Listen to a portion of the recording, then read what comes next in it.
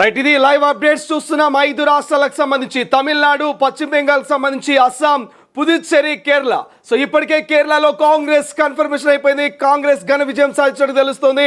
ఇక తమిళనాడు విషయానికి వస్తే విజయ్ అనూహ్యంగా ఎవరు ఊహించని రీతిలో కేవలం 2 సంవత్సరాల్లోనే పార్టీ పెట్టి అక్కడ తన మార్కును చూపిస్తున్నాడు. దాదాపు 110 స్థానాలు విజయ్ ఇక లీడ్లో ఉన్నారు. ఇప్పటికే పశ్చిమ బెంగాల్ గురించి మనం డిస్కస్ చేసాం. పశ్చిమ బెంగాల్ విషయంలో కూడా మమతా బెనర్జీ ఇక బ్యాక్ స్టెప్ వేసినట్టే ఆమె ఓటమి పాలైనట్టుగానే కనిపిస్తుంది. రైట్ నో ఒకసారి డిస్కస్ చేసే ప్రయత్నం చేద్దాం. కాంగ్రెస్ పార్టీ సీనియర్ నేత అధికార ప్రతినిధి ఇందిరా శోభన్ గారు జాయిన్ అవుతున్నారు. ప్రస్తుతం తొలి వెలుగు లైవ్లో డిస్కస్ చేసే ప్రయత్నం చేద్దాం.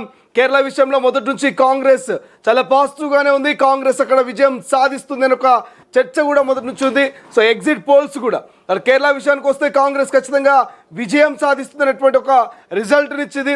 బట్ పశ్చిమ బెంగాల్, తమిళనాడు, అస్సాం, పుదుచ్చేరి ప్రాంతాల్లో కొంత ఎగ్జిట్ పోల్స్ తారుమారైనట్టు తెలుస్తుంది. సో ఒకసారి డిస్కస్ చేసే ప్రయత్నం చేద్దాం. ఇందిరా శోభన్ గారు ప్రస్తుతం జాయిన్ అవుతున్నారు లైవ్లో. సో ఇందిరా శోభన్ గారు నమస్తే అండి. ఇందిరా శోభన్ గారు నమస్తే అండి, వినిపిస్తుందా? Technical issue ఉన్నట్టున్నది. బట్ ఏదేమైనప్పటికీ తమిళనాడుకి సంబంధించి కావచ్చు, లేకపోతే పుదుచ్చేరి కావచ్చు, అస్సాం కావచ్చు, ఇవన్నీ ప్రాంతాలు కూడా కొంత ఒక రకమైనటువంటి